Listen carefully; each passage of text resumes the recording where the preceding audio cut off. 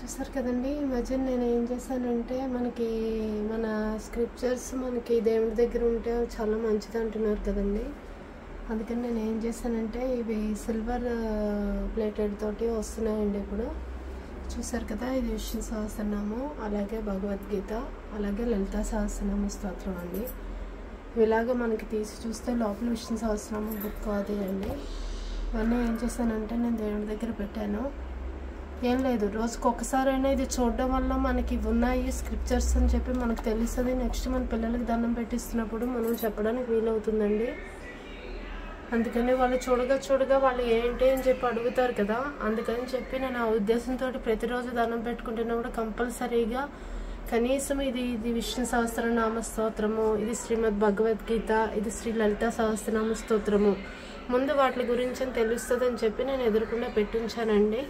ఈ ఐడియా ఏదో నాకు బాగా నచ్చింది, అందుకని ఒకసారి మీకు షేర్ చేద్దామని ఇది వీడియో తీస్తున్నానండి.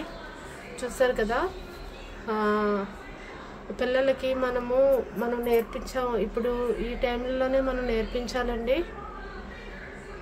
రోజుకి కనీసము 1 వీక్ ఒక శ్లోకం చెప్పనైనా మనం నేర్పిస్తే చాలా మంచిది. మనం విష్ణు సహస్రనామం అయితే ఏంటి, భగవద్గీత అయితేనేంటి, మన లలితా సహస్రనామం అయితే ఏంటి, అంటే పర్టికులర్గా ఇవే అని కాదండి. యాక్చువల్గా ఇలాగా కొంచెం స్లోగా ఇవన్నీ స్టార్ట్ చేయడం వల్ల మనకి మంచి జరుగుతుంది.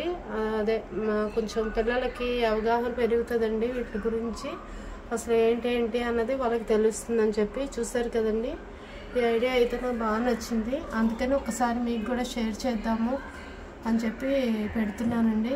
చూసారు కదా, ఇలాగే లలితా సహస్రనామం కూడాను. చూసారు కదండి, మనం తీసి ఎప్పుడైనా పిల్లలు అడిగితే తీసి వెంటనే మనం చదివి చూపించి చెప్పడానికి వీలవుతుంది.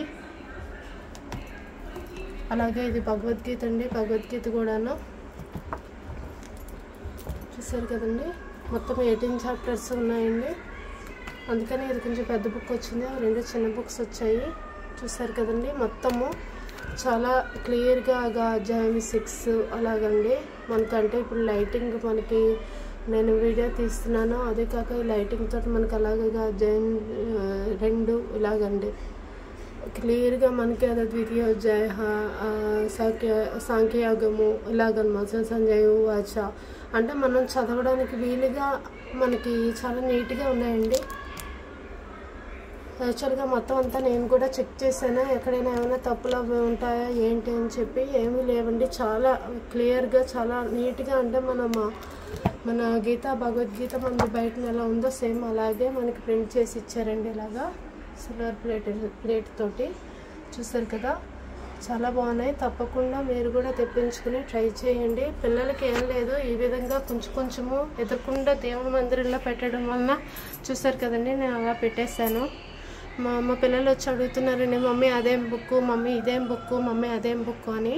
సో నేను చెప్పాను, ఫస్ట్ రోజుకి 1 వీక్ ఒక దాని చొప్పున మీకు నేర్పిస్తాను, ఒక్కొక్కటి నేర్చుకోండి అని చెప్పి వాళ్ళు ఓకే అన్నారు. అందుకని మీకు కూడా అలాగే వాళ్ళకే ఇంట్రెస్ట్ పెరుగుతుంది, ఎందుకని ఇవన్నీ ఇలా పెడుతున్నారు అని చెప్పి. మనం కొంచెం స్టోరీస్ కొంచెం నాలెడ్జ్ అప్లై చేసి వాళ్ళకి చెప్పే విధంగా చెప్తే వాళ్ళు కూడా నేర్చుకుంటారండి. తప్పకుండా ట్రై చేయండి మీరు కూడాను. ఇలాగే అంటే నేను ఇవే బుక్స్ తెప్పించమని నేను చెప్పట్లేదు. ఎదురుకుండా మనకి దేవుని మందిరంలో బుక్స్ ఎదురుకుండా పెడితే, మమ్మీ ఈ బుక్ ఇక్కడ ఎందుకు పెట్టావు, ఇది ఏమిటి అని చెప్పి వాళ్ళు అడుగుతున్నారు. అప్పుడు మనం నేర్పించడానికి వీలవుతుందండి.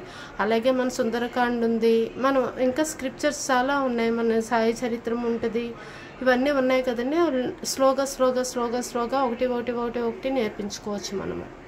హనుమాన్ చాలీసా బుక్ ఏంటి, ఇవన్నీను చూస్తారు కదా, అదండి. ఆ పర్పస్ తోటి నేను ఇలాగా పెట్టాను. అంటే మన దగ్గర ఉండవా బుక్స్ అంటే ఉంటాయండి, వీళ్ళ లలిత విష్ణు సహస్రనామ బుక్లు అవన్నీ మనం తీసుకుని చదివేసి ఎక్కడో చోట పెట్టేస్తుంటాము. దేవుని దగ్గర ఎదురుకుండా పిల్లలు దండం పెట్టుకునే టైంకి ఇవి కనిపిస్తుండేటప్పటికి వాళ్ళు అవి చూసి దండము పెట్టుకుంటారు. అవి ఏంటి అని తెలుసుకోవాలని వాళ్ళకి ఇంట్రెస్ట్ పెరుగుతుందండి.